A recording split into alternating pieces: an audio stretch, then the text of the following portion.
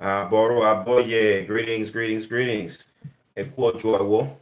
Today is Oseifa, and we are, I don't know how many days, taking the liberty of sharing the, insights that I gained from the Oseifa with the public, with the hope of, bestowing a little bit of wisdom, right? Sharing some of the insights that Ifa would be sharing with me, and I'm sure lots of other devotees in a time like this when, ordinarily I wouldn't be sharing this kind of information on, on this basis. But I just think it's important because we're experiencing something that's so unique, particularly for Americans that, uh, you know, like most devs said, this ain't a time when the usual is suitable. So we um, we need to do things differently because we're living in different times right now. This is the School of Orisha Studies, by the way, and I'm your instructor, or by Femi Oribunwa. And so I want to share some insights from the Osei file with you, and and particularly share a couple of insights from one verse of Ifa that says a lot about fear. Okay, it says a lot about fear because what I see floating around a lot is so much fear. There's so much uncertainty. You know what I mean? When things become unpredictable, people naturally get a little fearful. All right. So the verse that has come to mind is coming from the Holy Odu Ogbefun. Ogbe on the right, Ofun on the left. Ogbefun. Ogbefun talks a lot about fear. There's one instance in Ogbefun wherein Orunmila himself is synonymous with fear. Orunmila's name was fear because Orunmila's pronouncements would always come to pass. And so because he was so accurate, people were afraid, And I've had that. People's like, "Oh, Baba, I'm coming to see you because I was just been afraid. I didn't want to get, I wasn't ready for the message, so I just stayed away." And that's how Ifa can communicate, right? People can be apprehensive. There's another instance where in Ogbefun where fear and death were in a competition with one another. They wanted to see who was the most formidable. Was it fear or was it death? And so they went all around, the world seeing, at the sites where people had died, and they would do a little survey and say, well, who killed this person? And they'd listen to the people talk, and based on the circumstances, they would say, okay, it was either fear or death that killed the person, and they would keep in score. Fear took more lives than death did. There's another instance in Ogbefun where in Orumila, again, a competition. Orumila was competing with death again, but they were competing for the hand of the most beautiful girl. Her name was Erde Tunde. Erde Tunde. And Orumila used fear to actually frighten death from the scene and take the girl, right? So those are some of the instances wherein fear crops up. And this one Odu, Ogbefun has several verses on fear. And there's another one, there's another verse, it's another Odu though, where fear, Oromila was actually using fear. Ki was terror, and Oromila was using it. But that's a different Odu, so I won't go any further with that. There are two verses of Ifa that I want to share with you from Ogbefun that address fear, and I think it'll be very helpful for you in this particular time. In the first instance, um, we're talking about the kingdom of Ife, Ile-Ife, the primordial city, the umbilical cord of humanity, right? And of course, this is like our Garden of Eden, right? Everything was good in Ile-Ife. People were, prospering, and life was progressive. But at some point, people started having nightmares. Not just one or two people, but like scores of people, 10, 20 people. And over time, it's just like hundreds of people start having these nightmares. And the nightmares were very similar. And in these nightmares, the people could discern that affliction and death were coming to descend on the people of Ileife. And so they didn't need any professional, deep interpretations of it. They just could see that, you know, affliction and death were coming in one way or another to the kingdom of Ife. And so here Ifa is acknowledging that there are times wherein you can anticipate. You don't need any expert opinion, right? You just know that there is something looming in the distance and it's coming your way. Okay. I mean, and it could be like you live in a tornado zone, right, or a hurricane zone, or something like that, where every season you just know this is going to come through. But in this case, it was something not cyclical. It was just totally abnormal, and Ifa is acknowledging that that does happen. Affliction and death can descend upon a group of people unexpectedly. So what happened in Ilefe? The people were terrified, right? And they didn't know what to do. And they would talk and commiserate with one another, and it seemed like the more they talked to one another and the more they commiserated with one another, the more despondent and depressed they became. And gradually, people who were agriculturalists, they stopped going to the out to the fields. They stopped tending to their crops. The crops started to fail. People who had farms, they stopped tending to the animals. They let the animals just run wild and let the animals die. You know what I mean? And then naturally, hunger started to creep in. People weren't getting as much food. There wasn't as much supplies at the market. And so when people would try to go find, the regular supply of stuff, they didn't find it. So some people took that as an opportunity to start stealing from one another. They start robbing and stealing to just take what they wanted. And so there's like an era of chaos and confusion and opportunism started to crop in, and eventually people started to lose hope, is what it boiled down to. So as people were losing hope and they were becoming more desperate, it finally dawned on somebody: we need to go and consult Ifa. We need to go consult Ifa. Let's go get some advice on this. And so they did. They huddled up a group of people and they went to go consult Ifa. And when they cast Ifa, they saw three Babalawo. These three Babalawo were named "The Mountain Doesn't Move and the Hills Remain Fixed and the Moon Travels Across the Sky," or something like this. These were the Babalawos who cast Ifa for the people of Ife when Ife was consumed in affliction and fear. And he says the video is not showing. Really?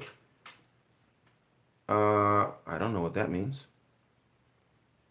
I really don't know what that means. How about this? There it is. Okay, cool. All right, so I don't know what I just hit a little setting and it changed. So where did I leave off? So Oromila, so the people went to go consult Ifa, and it was those three Babalawo who cast Ifa. Their names are not so clear to me, but there was a mountain who doesn't move, and the hill that remains fixed, and the moon that travels across the sky, something like that. Either way, though, what they gave the message to the people was that, oh, people of Ife, you're facing pestilence and death, affliction and death, and you don't know how to handle it. And there's two things that you need to know. There's good news and bad news. The good news is that the dreams that you saw were accurate. The premonitions that you could feel were correct. Those things were precise. You got that part of it right. And so he fought, affirmed for the people that what they were feeling and what they were sensing was accurate.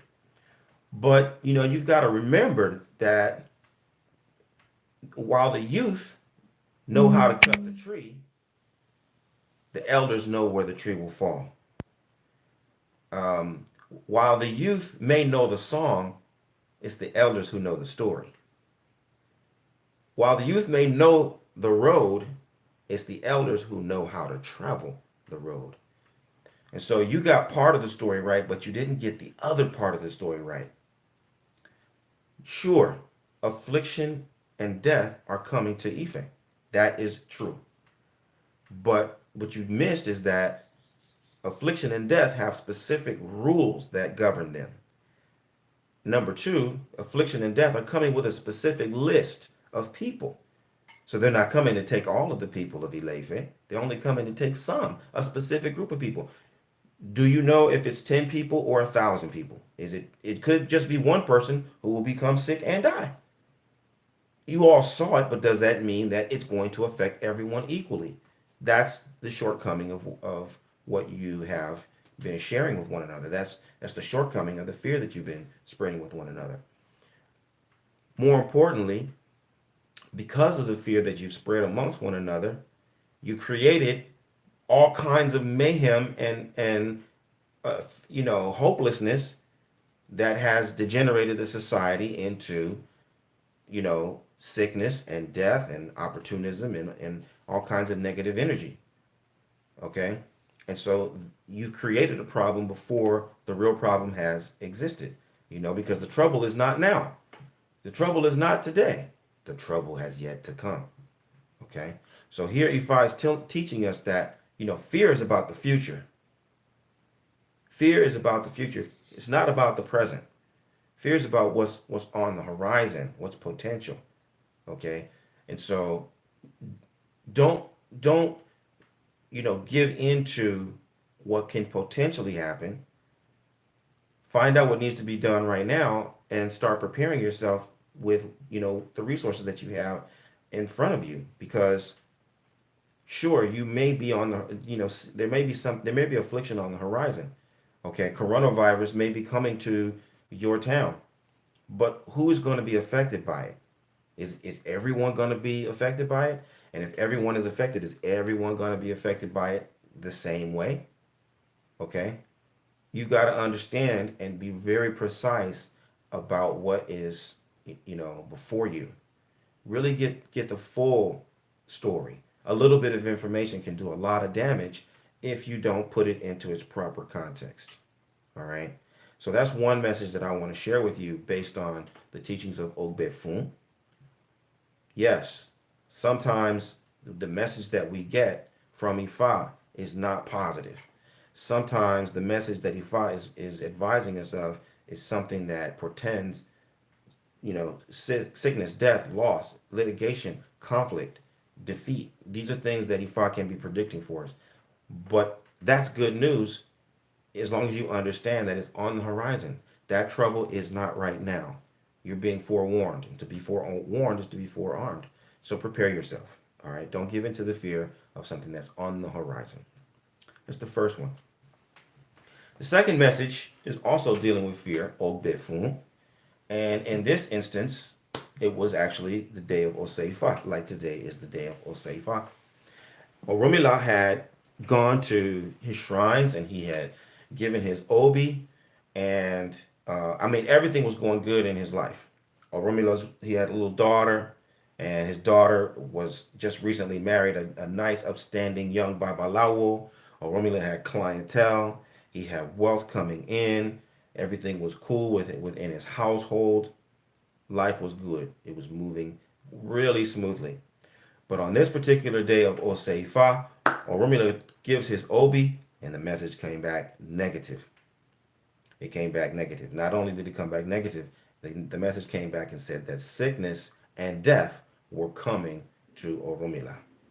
And so Oromila, he didn't like that. He was obviously, startled by that, but he went and he consulted Ifa with his fellow Babalawo, were, his students. And so they cast Ifa for Oromila, and they said, "Oh yes, Baba, you have seen a negative sign, and that negative sign is of sickness and in death, and so you need to make a sacrifice, and not only that, you need to make a sacrifice, and um, you need to have a specific kind of a charm, right? So Ogbefun is letting us know that, again, affliction and death, sickness and death can be coming to us, but they're coming as a warning. We can make a sacrifice and we can prepare ourselves by getting the proper medicine. Okay, we can get this medicine, and this particular medicine is in the form of a charm that the Babalawo will prepare, and you put it out in front of your house, and that charm will help to thwart um, sickness and death, right? And so while Ifa can manage your environment, Ifa can influence your environment through sacrifice and through medicine, it's you who have to manage your internal environment by controlling your feelings, right? Not being caught up in fear. Really settling down, monitoring your situation. Okay, looking at your fear as what it actually is. Not what you're afraid that it will be, but really examining your fear for what it truly is. Okay, and I know that's easier said than done when you feel vulnerable, when you feel unclear, when you feel compromised. It's more difficult to do that kind of an assessment. But if you don't, this is where the bottom feeders, the hustlers, the scam artists, the cheats, you know what I mean? This is where they thrive, right? They'll come in and they will exploit your fear. They will manipulate your fear. They will use your fear to squeeze you and confuse you and have you, spending money that you don't need to spend. They'll have you, following them into activities and places that you don't need to be involved in. They get a little sense of power. There's people out there who get a little sense of power by going on these little crusades to drum up fear everywhere.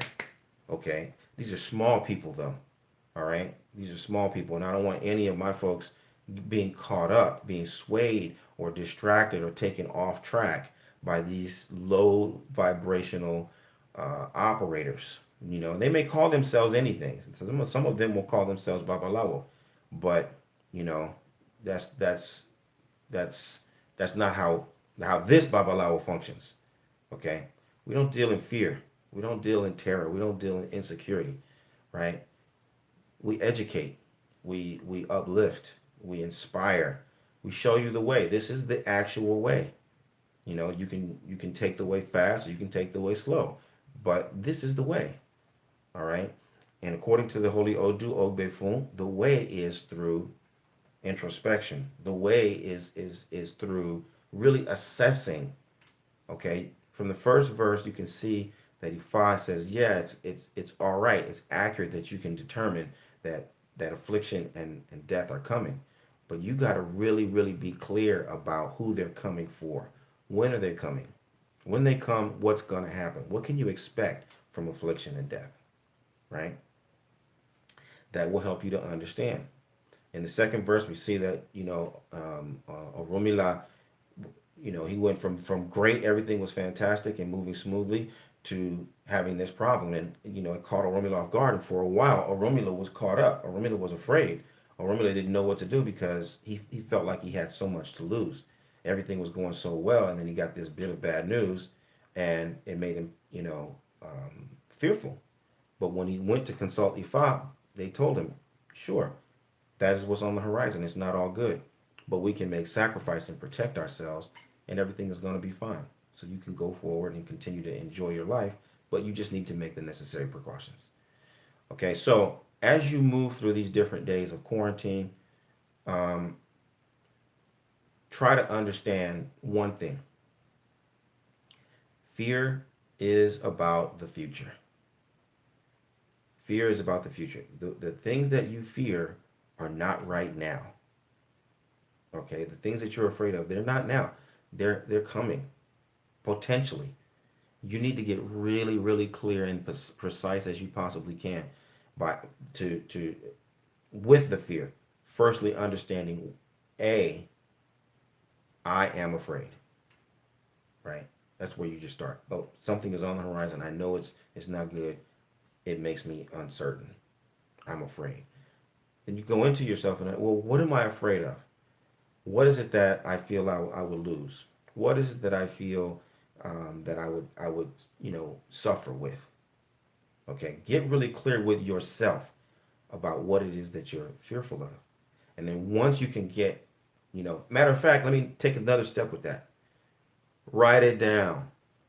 Make a list. These are all of the things that I'm afraid of right now. This situation makes me afraid of A, B, C, and D. Right? Draw a picture of these things that you're fearful of. Illustrate it, like really get into it so you can see it right there and understand that this is what I'm afraid of. Put it up on the wall, okay? Because on the other side of your fear is everything that you love. On the other side of your fear is everything that you want to accomplish. On the other side of your fear is everything that's possible for you. All of your potential is on the other side of your fear. So it's important that you get as clear as possible about what it is that's making you fearful. All right? Then you can make the proper preparations. Okay? See, what happens is that people react to those strong emotions.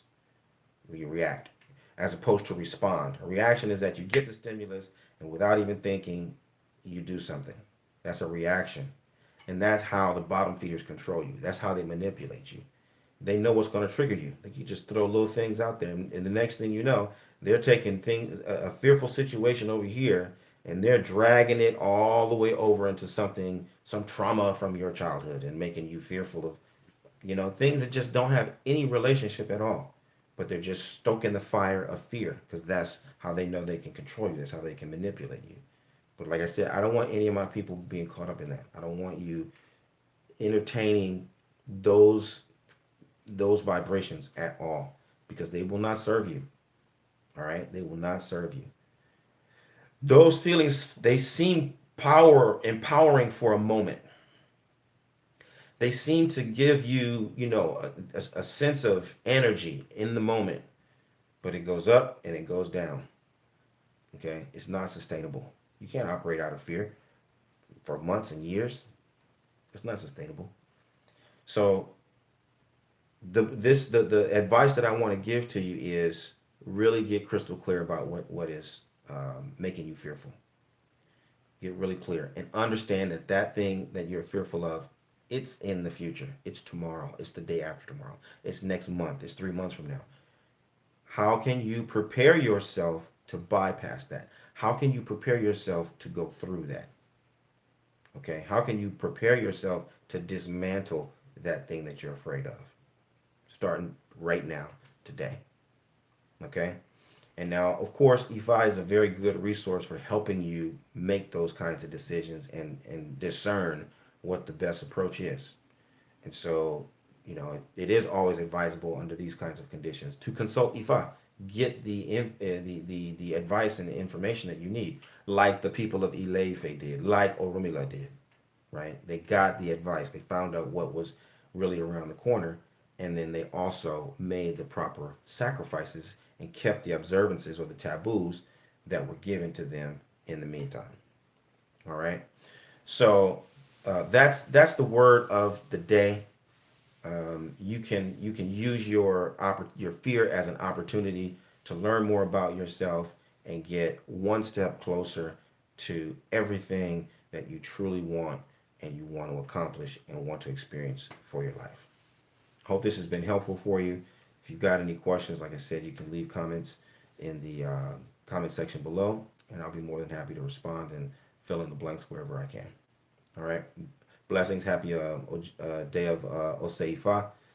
May the wisdom of the divinities continue to enlighten you, to guide you, and uplift you and yours. Aboraboye. Aboshishe.